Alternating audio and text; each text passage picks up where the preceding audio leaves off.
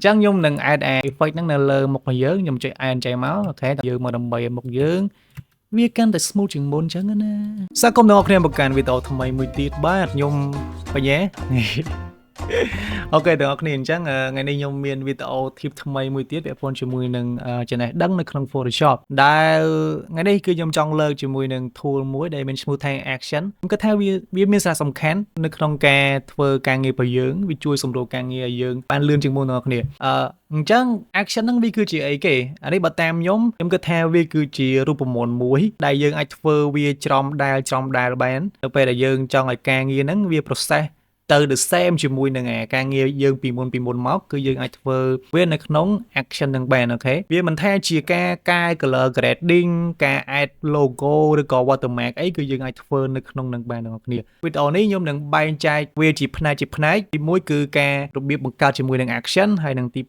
2របៀប add ជាមួយនឹង action ដែលយើងមានស្រាប់ដាក់ចូលនៅក្នុង Photoshop អូខេអញ្ចឹងពីរចំណុចហ្នឹងអញ្ចឹងកុំឲ្យខាត់ពេលយូរយើងចូលទៅកាន់ចំណុចទី1របស់យើងគឺរបៀបបង្កើតជាមួយនឹង action យើងបើកស្លឹកកិច្ចការរបស់យើងមួយបែបនេះដំបូងឡើយគឺអត់តមានអីទេអ្នកនរគ្នាដើម្បីបើកជាមួយនឹង panel action បានគឺយើងអាចចូលមកកាន់ window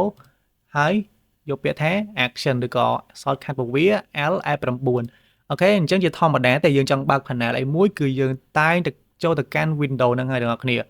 អូខេអញ្ចឹងខ្ញុំនឹង clear action ទាំងអស់ចោលកុំឲ្យយើងស្មុគស្មាញអីច្រើនយក clear all action អូខេមក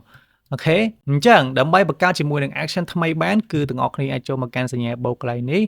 អូខេហើយកន្លែងនេះគឺយើងដាក់ឈ្មោះ action របស់យើងឧទាហរណ៍សាមញ្ញមួយគឺខ្ញុំដាក់បែបនេះហើយកន្លែងនេះគឺជាកន្លែង shortcut របស់យើងចង់ដាក់ shortcut អីគេគឺយើងជ្រើសយកតាមនឹងមកអូខេអញ្ចឹងបន្ទាប់ពីហ្នឹងគឺយើងអាចចុច record បានអ្នកនរគ្នាអូខេអញ្ចឹងវានឹងចាប់ជាមួយនឹងសកម្មភាពរបស់យើងចាប់ពីពេលនេះទៅនៅពេលដែលយើងធ្វើសកម្មភាពអីមួយនៅក្នុង adwork របស់យើងនេះនៅក្នុង adboard របស់យើងនេះវានឹងចាប់យកសកម្មភាពរបស់យើងអូខេបងប្អូនអាចឃើញកន្លែងនេះគឺវាឡើងសញ្ញាក្រហមមានថាកំពុងតែ record អូខេអញ្ចឹងឧទាហរណ៍ថាខ្ញុំនឹងយកជាមួយនឹងរូបភាពមួយអូខេថែរូបនេះចុះអូខេបងប្អូនអញ្ចឹងរូបហ្នឹងវាមានទំហំប៉ុណ្ណេះអូខេបន្តមកទៀតគឺខ្ញុំនឹង copy រូបហ្នឹងទៅអញ្ចេះឲ្យវាច្រើនបែបនេះហើយ copy មកក្រោមទៀតបងប្អូនបែបនេះឥឡូវប៉ុណ្ណឹងខ្ញុំចង់តេស្តថាវានឹងវិធានការរបៀបម៉េចនៅក្នុង action នឹងឥឡូវខ្ញុំសុំ stop សិនដើម្បី stop action បានយើងចុចកន្លែងនេះបងប្អូននេះអូខេប៉ុណ្ណឹងឥឡូវយើងសុំលុបរូបទាំងអស់នឹងចោលហើយខ្ញុំនឹង add ជាមួយនឹងរូបនឹងដដែលប៉ុន្តែខ្ញុំចង់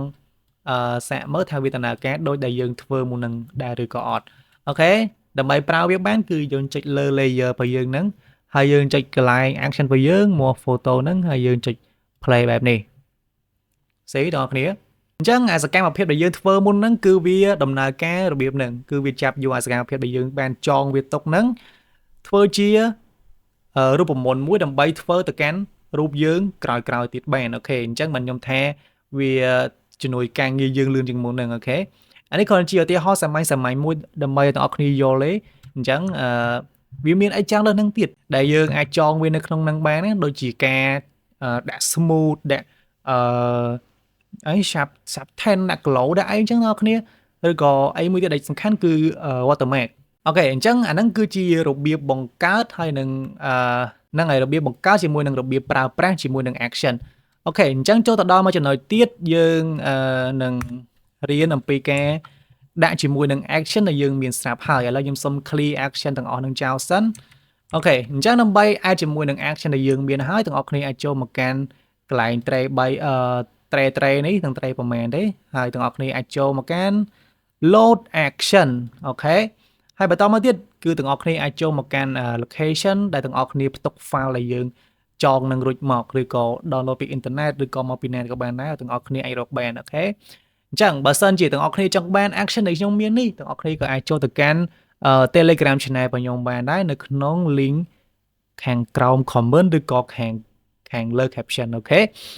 អញ្ចឹងខ្ញុំនឹង add ជាមួយនឹង action មួយនេះដែលមាន file extension វាគឺ ATN អូខេអញ្ចឹងខ្ញុំដាក់ load វាមកអូខេបងប្អូនឃើញវាមានមកกับ plug នៅក្នុងហ្នឹងហ្មងបងប្អូន ហើយ action នេះគឺខ្ញុំ download មកពី Avatar ដែរទេអូខេអញ្ចឹងប៉ុន្តែអានេះវាអីតែខ្ញុំប្រើរាល់ថ្ងៃហ្មងការងាររបស់ខ្ញុំណាដូចជាដាក់ glow ដាក់sharpen ដាក់ brightness ដាក់អីគេថ្មីសអញ្ចឹងបងប្អូនគ្នាអូខេអញ្ចឹងឥឡូវខ្ញុំសូម add action មួយទៀតដែលខ្ញុំគិតថាវាល្អដែរបងប្អូនគ្នាឥឡូវខ្ញុំសូមចូលទៅកាន់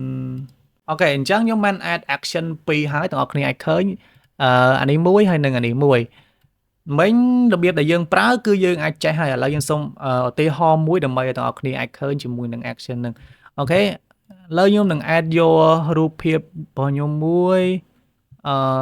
sorry អូខេរូបនឹងដដែលចុះខ្ញុំនឹង scale វាធំបែបនេះហើយខ្ញុំនឹងប្រើជាមួយនឹង action មុខ smooth អូខេមុខ smooth ជាមួយនឹងវាមានsharp នេះលើមុខយើងអូខេអញ្ចឹងខ្ញុំនឹងប្រើមួយនេះខ្ញុំចុច play បែបនេះមក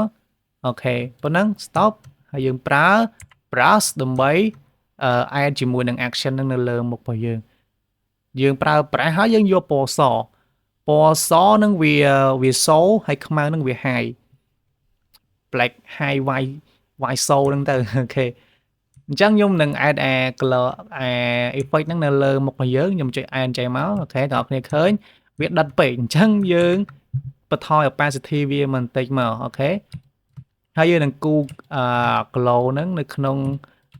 glow អីគេ blur អីហ្នឹងចូលនៅក្នុងមុខរបស់យើងមកដើម្បីឲ្យមុខយើងវាកាន់តែ smooth ជាងមុនអញ្ចឹងណា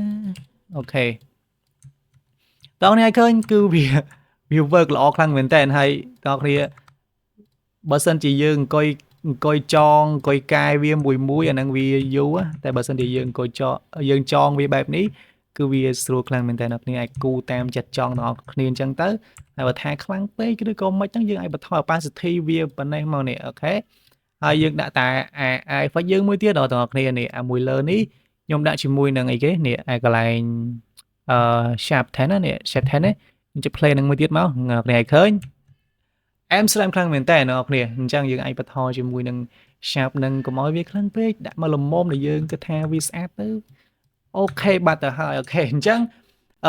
tip ថ្ងៃនេះមានតែប៉ុណ្្នឹងទេអ្នកនរគ្នាហើយកុំភ្លេចជួយចុច follow page របស់ខ្ញុំមួយដូចជាអ្នកនៅ YouTube ជួយ subscribe ជាមួយ channel របស់ខ្ញុំទាំងអស់គ្នាដើម្បីទទួលបានជាមួយនឹង tip Photoshop ថ្មីអូខេអញ្ចឹងវីដេអូមានប៉ុណ្្នឹងជម្រាបលា see you in the next video bye bye